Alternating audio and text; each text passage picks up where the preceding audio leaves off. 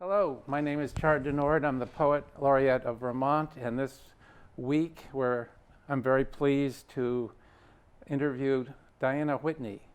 Diana Whitney writes across genres. She lives in Southern Vermont. She's a yoga teacher by trade, and she runs the Cora Flow Yoga out of a small studio attached to her family farmhouse, where she lives in beautiful chaos with her husband, 2 daughters, 2 cats, and 10 chickens.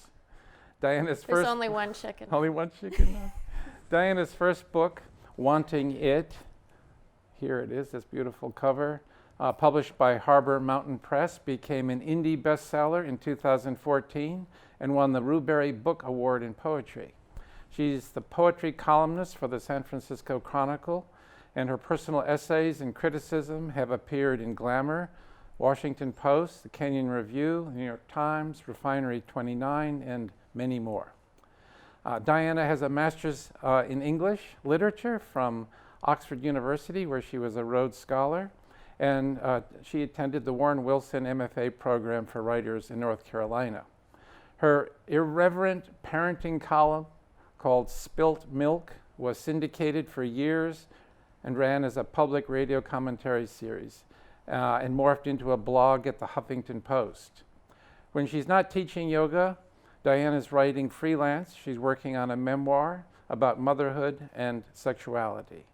It gives me great pleasure to welcome you, Diana, to Poet Speak.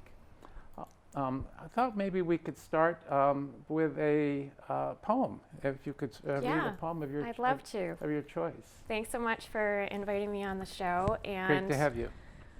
My reading copy of Wanting It is really well worn, and it's always exciting to read newer work. So I'm going to read a short poem called Gray Matters. June pummels us.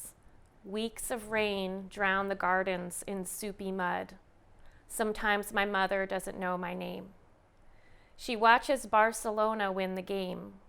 The players strike in blue and red, her picture window filling up with rain.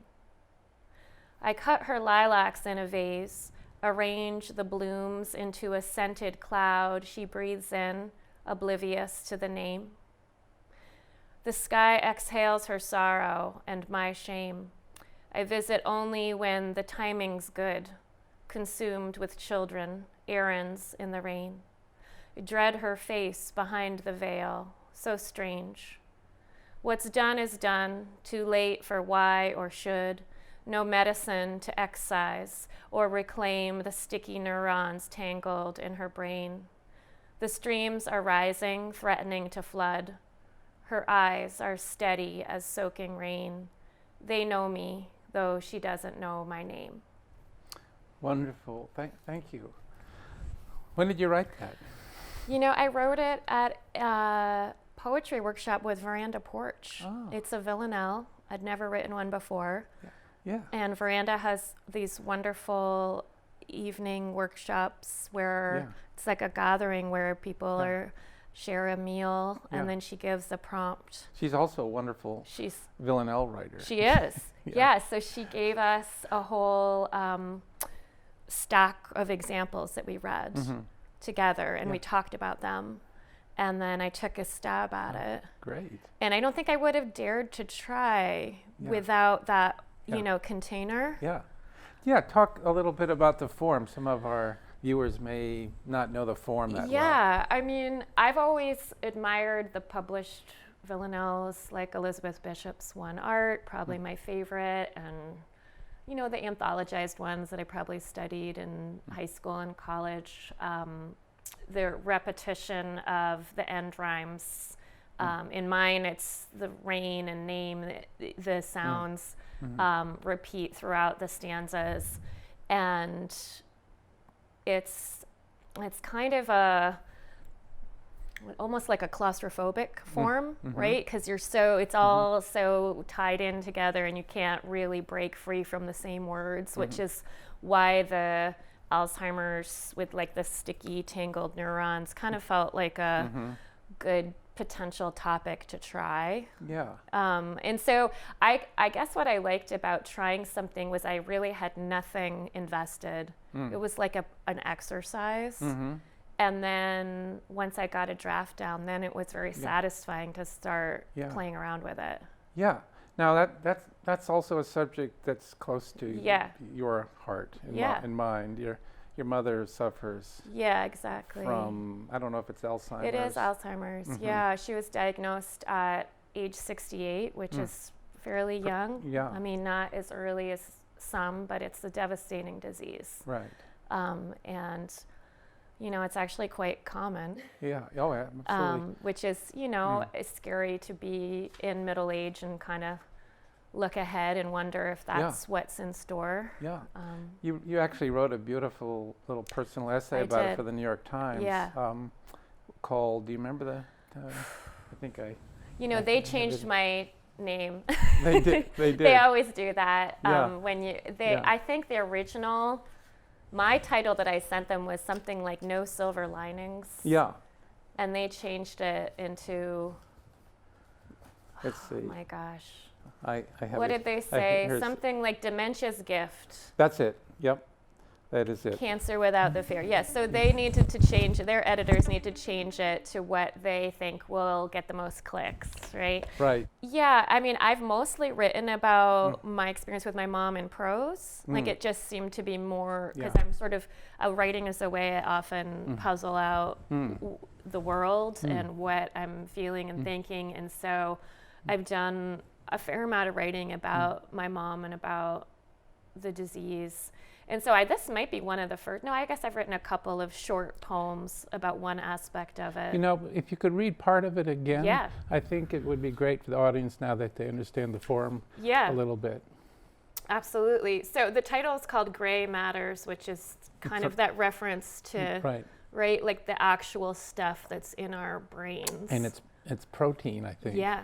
That becomes very these plaques, glue-like. and they're sticky and they tangle. And if you actually go online and Google like Alzheimer's brains, the images are pretty disturbing.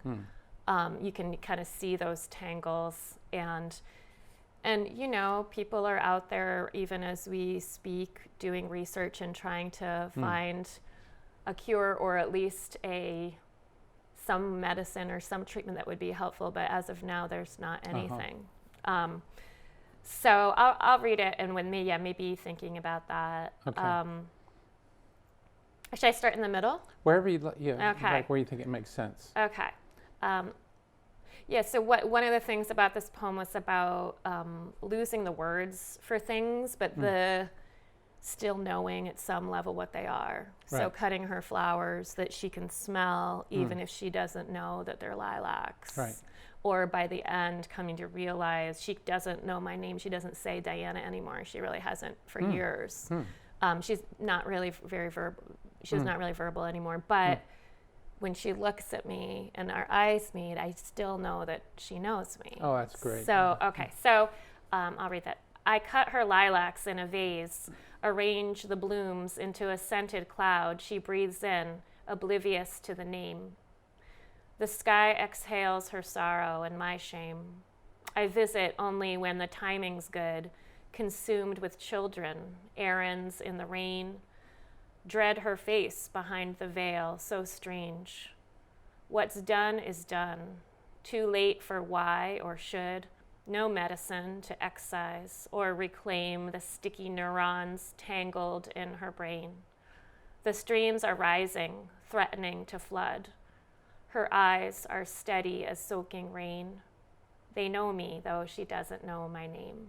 Oh, that's really beautiful. That's Thanks. great you read it again. Okay, thanks for asking. Yeah. And I guess the thing about the rain is also almost feeling, the weather can feel symbolic, right, to our grief. Oh, yeah. So, even though it's not connected. Right. But just meteorologically, going to a visit in the pouring rain and having that. Yeah. I write a lot about the weather. I mean, I think a lot of us in Vermont do. Yes, we have to. It's our subject. It is our subject. So, speaking of Vermont, what brought you to Vermont in the first place? Gosh, that's a good question. Did you grow up in Pennsylvania? No, in Western Massachusetts. So not that far from here, where we are in Brattleboro. I was actually born in England, in the Cotswolds.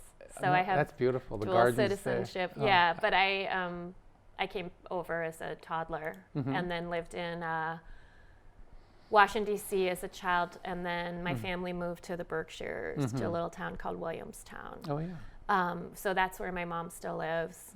And then I moved to Vermont kind of by accident.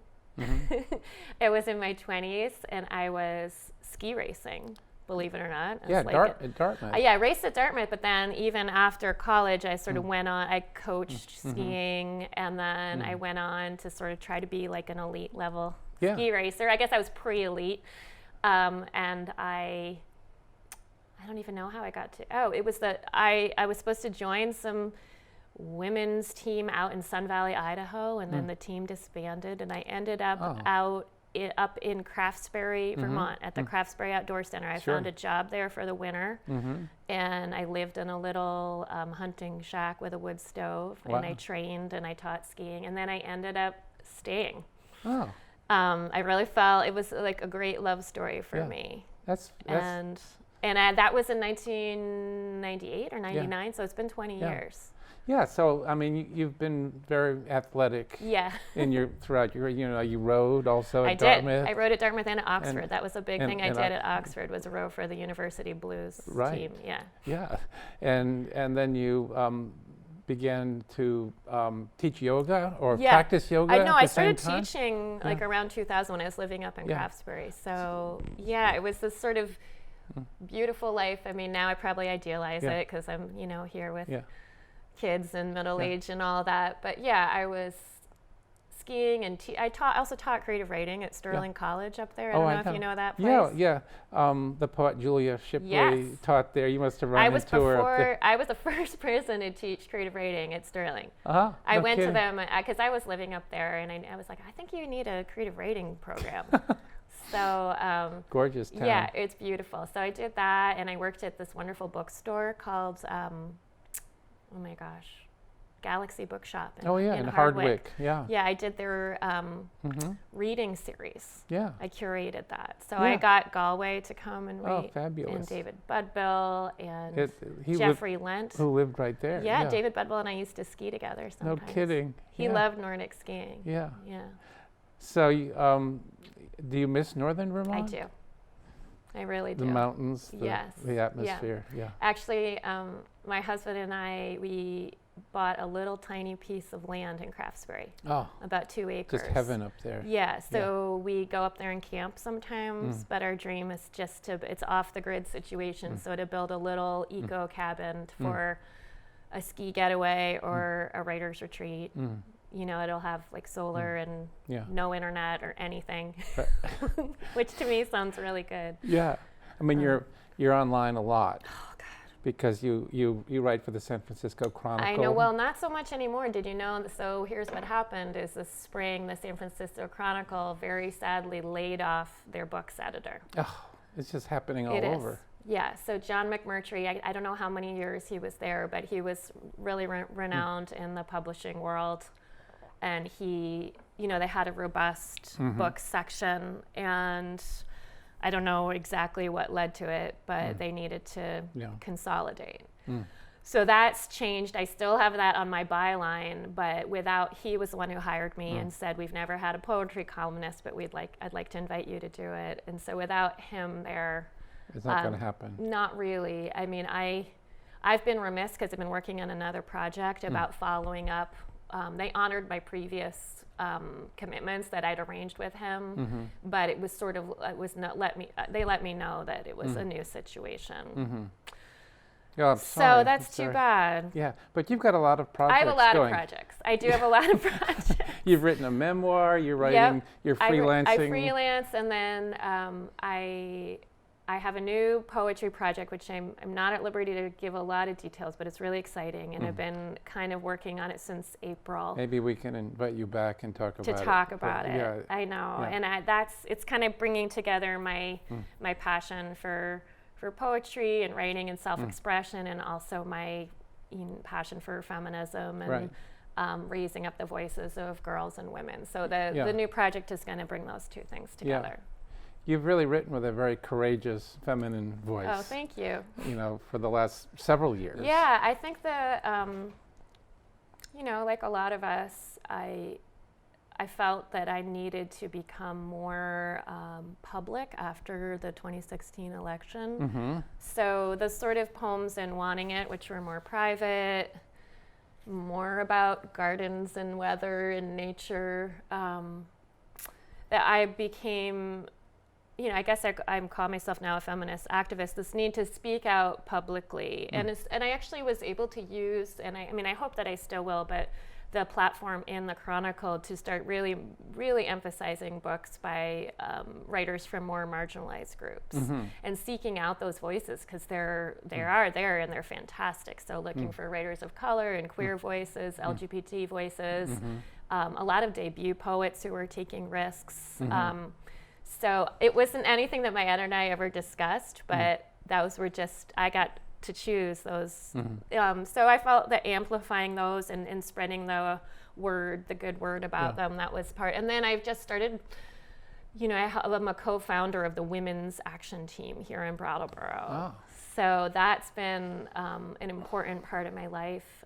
And then I've also been a founder of an activist group at Dartmouth in the past, I would say, like 8 months.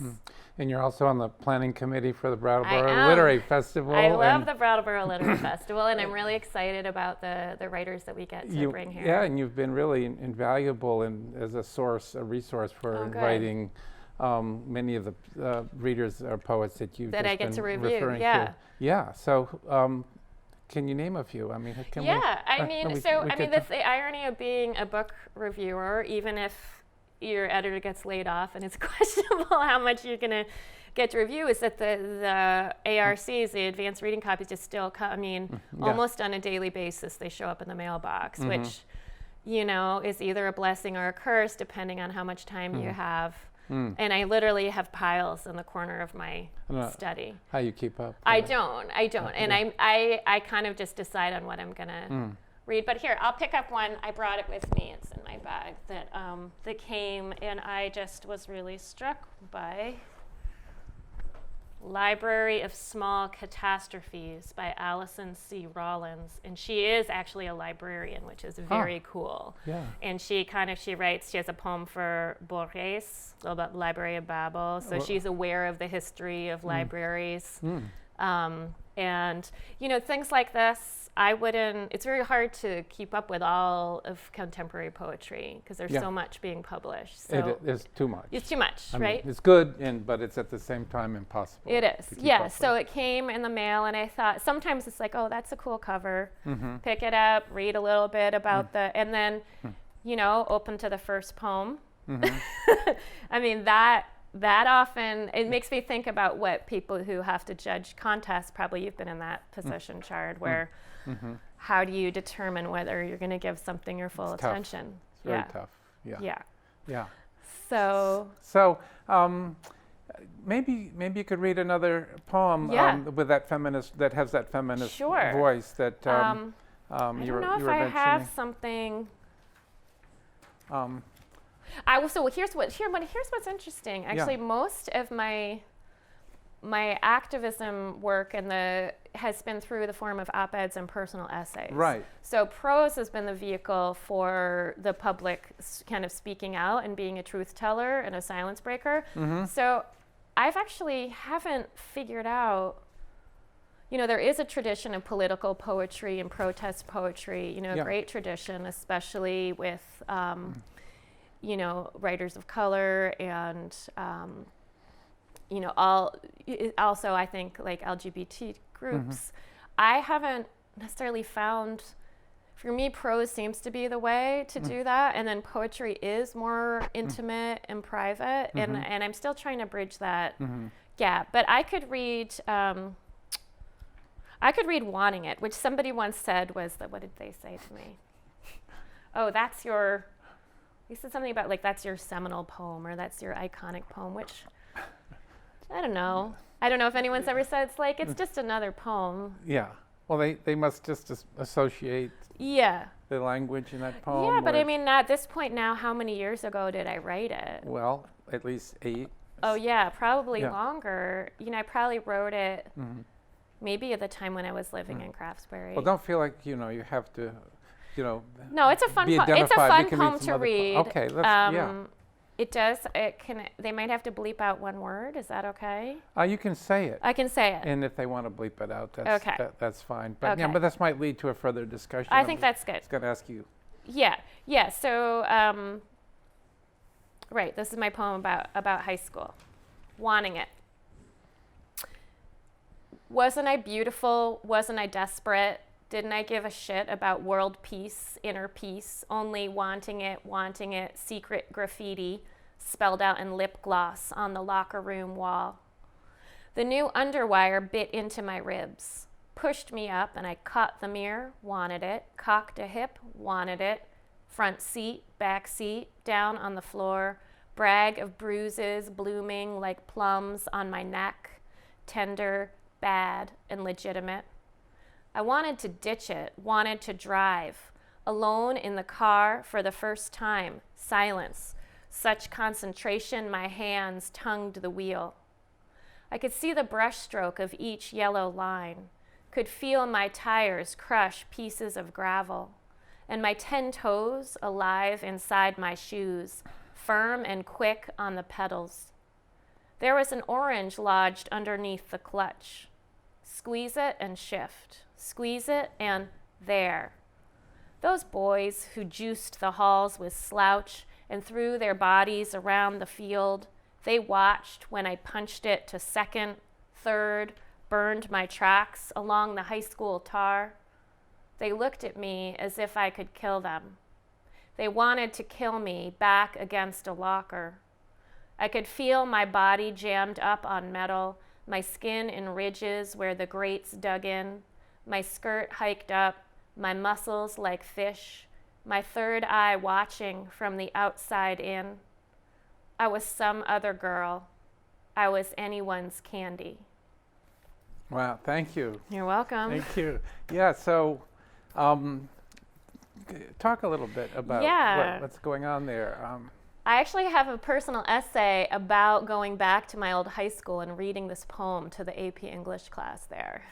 Because it's a poem about power and desire and identity and who holds power and what we, how we see ourselves and how others see us, and that, very intense time of adolescence, which is actually really fertile ground for poetry. Yeah. You think about some of the, Rita Dev has those great poems, Adolescence poems. Adolescence 1, 2, and 3. Yeah, and I mean, there's others that I'm not thinking of, but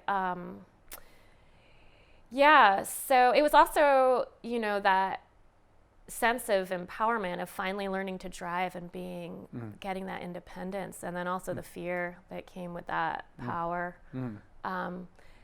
So when I went back to visit, I brought the book, and I was invited to be the guest at the AP English class at my old high school, which was a real trip.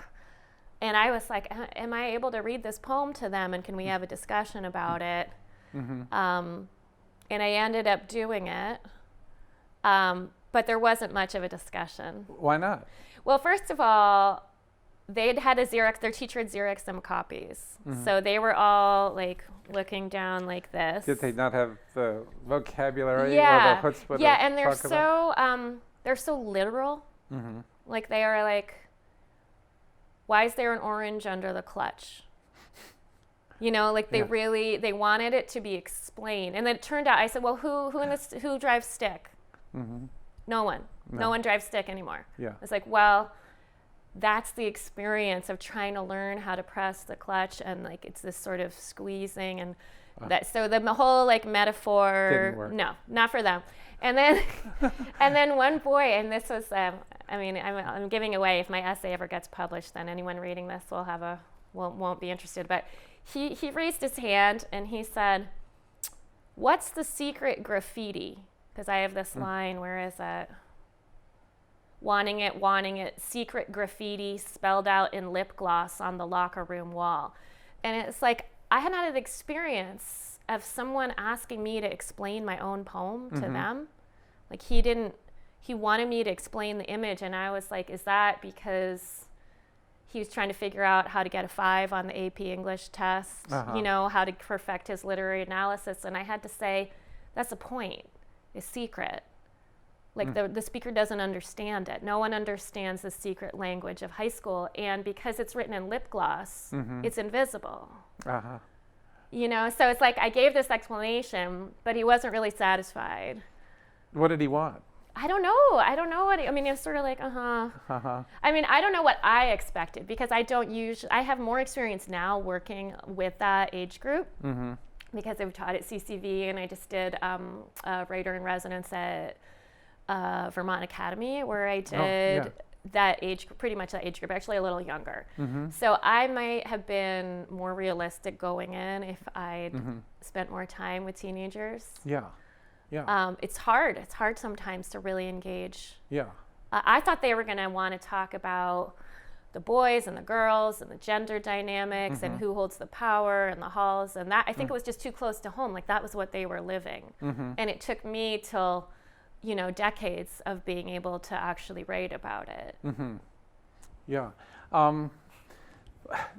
There's a sort of curious sort of paradox going on in American poetry. Now, you know, on the one hand, you have this explosion of writers. You know, we see some of the best here at the Brattleboro Literary Festival, and there's just wonderful new voices emerging from every sector of society. And yet, at the same time, in high schools, we don't really see that interest or that knowledge.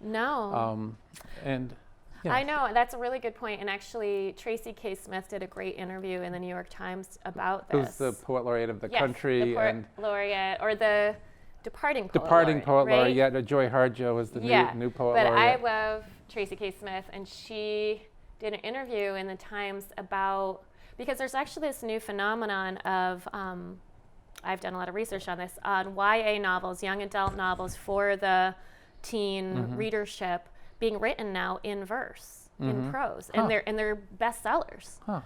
And so the editor interviewed Tracy K Smith and then one of these YA novelists about why poetry. And I'm not going to be able to give you exact quote, but Tracy said something like, the love of our interest in poetry, our love of poetry is beaten out of us from our memories of English class. And I mean, apologies to any wonderful English teachers out there, because there are some, and actually I worked with one at VA, Jo Fuller, who was just really inspiring, and I could see how she was catalyzing her students. But I think for a lot of people, they feel that they can't write or they don't understand poetry, and that it's not a natural language or a natural form. So what these verse novels, where each page, you know, it's written in lines, and I've read a few. I haven't seen these. Oh, they're great. I'm trying to think of the one that I most loved. Oh, The Poet X by Elizabeth Acevedo. And it was literally on the bestseller list. It's still on a bestseller list. What do you know? And it's a Dominican girl living in Harlem named Xiomara, but she starts writing. Somebody gives her a journal, and so she's like a secret poet. And then she has a lot of cultural conflict with her parents because her mother's very, very Christian, and there's a love interest, which is central to like a central plot of a YA novel. But the poetry, it's so good. Each one has its own title. And anyways, I loved it. I had my daughter who's 13 read it, and she really liked it. Fabulous. So I feel like some people are getting their hands on poetry. They might not be reading, like you said, this profusion of voices that's coming up, but I hope that will shift. Well, speaking of, maybe we could read one more poem. I love this poem It was published in Tinderbox. Oh, yeah. Called Icebox and Oh. Ice House. And Yeah. wonder if you want to Yes, read. I'd love to read it one if or- you one give it first to or me. second stanza would Yeah. be. Yeah, then and actually, for listeners who are in Brattleboro, this Ice House poem is kind of set right in our own landscape at the Retreat Meadows, where Where all the ice you houses. see all the fishermen come Right, out. right. Right. So,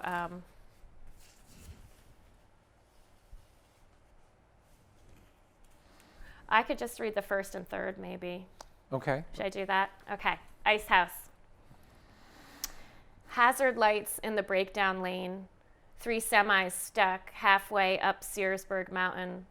The state trooper bending to set flares on treacherous ice roads, winding slow, east-west over the ridge, where my mother is relearning how to knit. Her marled stitches furl into a ribbon. Loose scarf for an imaginary child, another project she'll never finish. She carries the soft cowl from room to room, couch to chair, with the mystery she's been reading since August. Out on the meadows, the fishermen arrive in darkness, live bait in lidded buckets. They light the wood stove in the metal house, bore a hole through the ice, revealing the netherworld, murky reeds and black mud, the promise of slow perch in cold water. They hook a minnow below the dorsal fin, and it swims around the hole all day, tethered to an invisible line, battering the smooth walls. The only way out is to be consumed. The only freedom a mouth, darker and colder than this frozen river. Very nice. Yeah. Thanks. What do you- It's so funny, I said, I don't really write about my mother, but there it is. I guess there's a lot of her in there. Yeah, yeah. What did you discover? Yeah, I mean, I don't know if you've watched the Ice Fisherman. Yeah. Have you ever done it? Have you ice? Yeah, once or twice. Yeah. Why? It just seemed, because they don't use a worm, or the ones that when I went to kind of watch and participate. And I fished in the summers on a lake in Maine, but we just used lures that are, metal or something. Yeah. So this idea that there's a minnow on a hook swimming around the hole, which is circumscribed by ice, to me, that was a metaphor for a person trapped in dementia. And that, I mean, that's what poetry gives us, right? Is that we can talk about one thing by describing another. Yeah. So, and also just the, this middle section I didn't read is just that the winter landscape here, which can feel so stark and forbidding. When you talk to high school students about that, Yeah. Metaphors, Yeah. comparing two unlike Yeah. things, and why in the world we do that. it. I know. How do they? Because you say that many are still very literal-minded. Yeah. And, understandably, but when you begin to talk about metaphors like the lure Yeah. being, like the experience of being trapped trapped. existence of someone with Alzheimer's. Yeah. Do they get it? I think they do. I mean, I think that our minds do think in images, and also they're so steeped in like pop music, and even pop songs do use a lot of metaphors, even if sometimes, we might call them cliches, the poets, but, some of these lyricists are really good.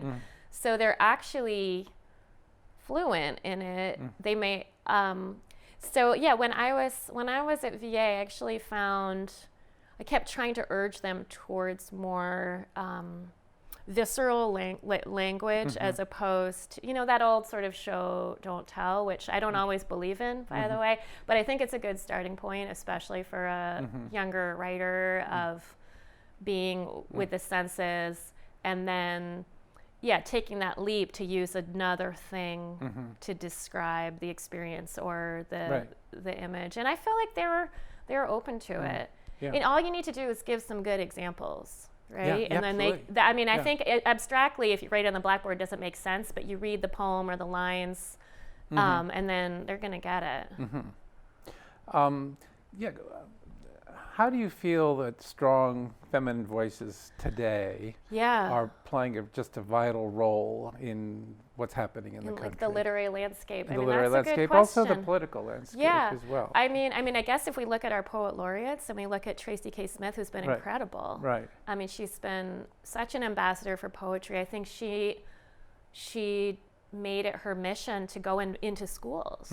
So to kind of reverse that effect that she talked about of the love of poetry or the interest in poetry being kind of beaten out through a high school, you know, a more sort of literary analysis approach.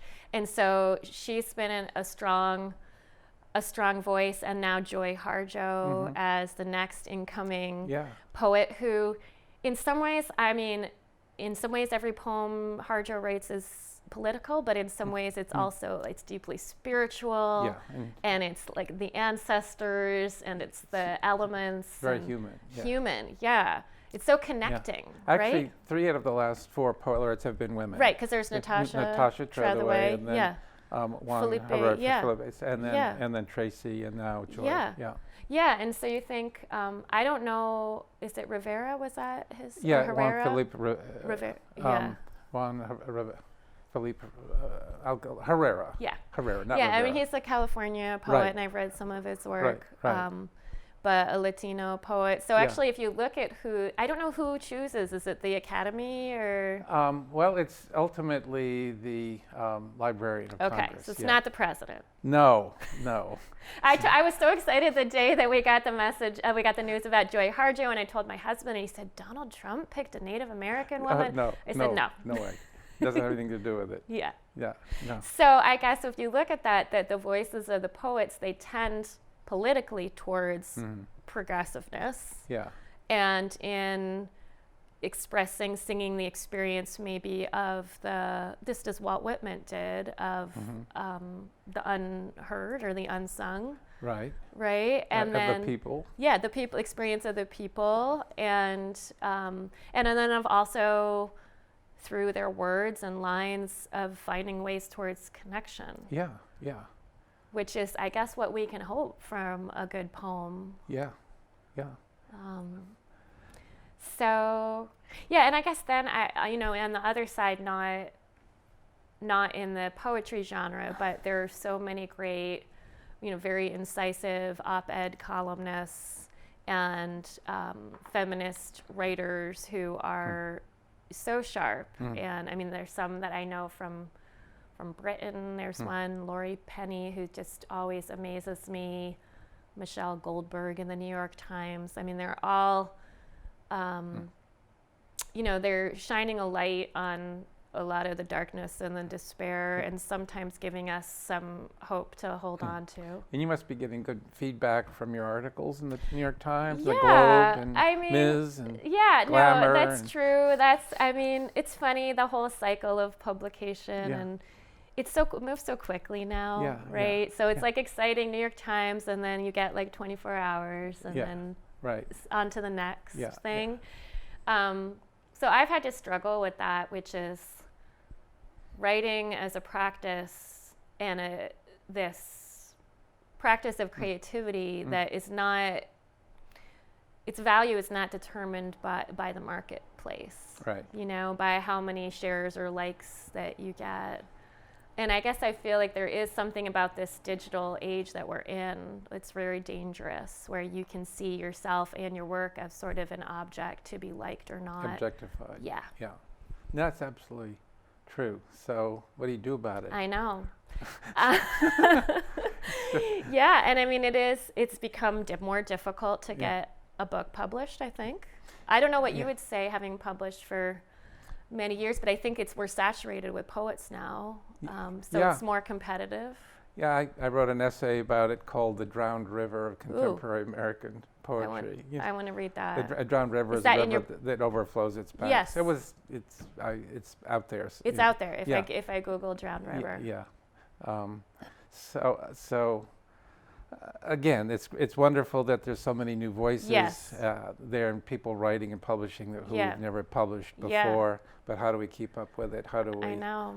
Um, how do we continue hearing the strong poems and going back to them as vital literary news that stays news? And sometimes going back to the old beloved poems. Yeah. Right? That, I mean, Jane Kenyon's a writer who I've loved, so it's I picked up Let Evening Come and just returning to something that I've read many times and not feeling like, oh, I don't want to miss the next great thing or this thing on the internet or American Poets Poem a Day. I mean, you could get lost trying to just keep up with Poem a Day. I know. So there's been a real sea change in just the in the exposure of poetry or in the life of poetry. It's everywhere now, and it's also nowhere. And so there's this really strange dichotomy going on. Well, you're working on a lot of new poems. I am. I mean, I sort of write in fits and starts. I mean, I hesitate to confess that Cleopatra Mathis once described herself as a binge writer. And I'm trying to. She was your teacher. She was my mentor, and she's really important to me. And I heard her use that phrase, and I am trying to be less of that. I'm trying to commit to even a very small, daily practice, the way that one would practice yoga or meditation. Which you still do and teach. Yeah, absolutely. But I'm very good at going, if I'm lucky enough to go on a residency, and being completely immersed and doing nothing but, wanting it. The poems had been written, or a lot of them had been written over a period of time, like when I was in Warren Wilson, and then I put it away for like 8 years when I was in the baby cave, and it was really a time of silence. And also grief. My dad died right before, the month before my first daughter was born. Oh, I didn't know that. Yeah, it was very sudden. He died of a heart attack, and so this time of losing him suddenly and then becoming a mother, that the practice of writing poetry, that left me for a time. And then when I did start writing again, I started writing prose. I wrote that Spilt Milk column. Right. So that was my entry back into writing. So then when I picked up poetry again, then I returned to the older poems. But I was lucky enough to go to the Vermont Studio Center, and I got the draft of wanting it organized in a week. Wow. Doing, 7 days in that studio. I mean, that's the binge part, right? Right. And then I had some help back and forth with people who helped me with some editing, but it was that intensity. So now I'm collecting. I mean, I just did a count this morning, and it's sort of maybe 35 poems that I think are strong. That's a lot. Is that enough? I know. And then I have another 15, which are kind of, the question mark poems. Book of shorter, strong poems much better than a book of long unwieldy poems, mediocre That's poems. Right. Well, we're unfortunately out of time. Running out of time, but I would love to hear maybe a new poem. Let me poem look. from your Let me find a new poem, and the title. I've sort of been playing around with titles for the titles new, are impossible, right? Or they seem impossible. They are. I feel like they either come right at the beginning, or they're a real struggle. Yeah.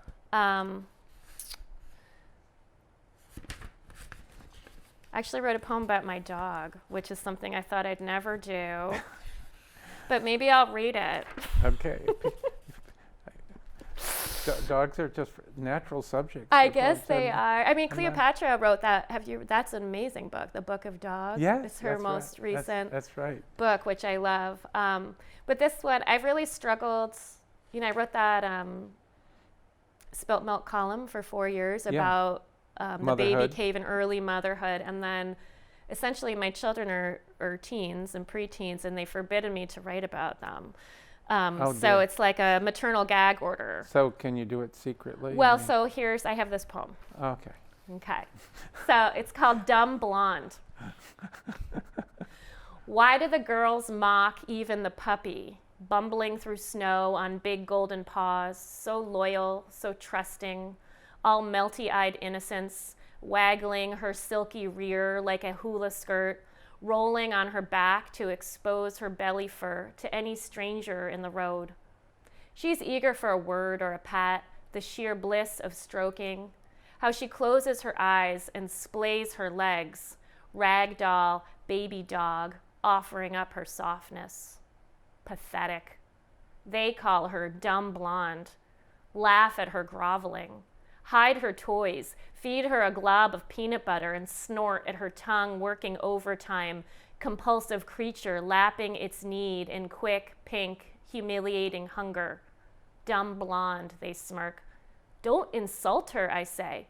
She doesn't know, they protest, loving her up, rubbing her chest, spooning her on the living room rug, their gold hair burrowed in her long black coat. Yes, she's a love sponge, but she'll snap if you make a move for her marrow bone. She knows what she likes, won't hesitate to show it. When the boxer mounts her, she snarls like a jackal, spins and shakes him off, her signature move.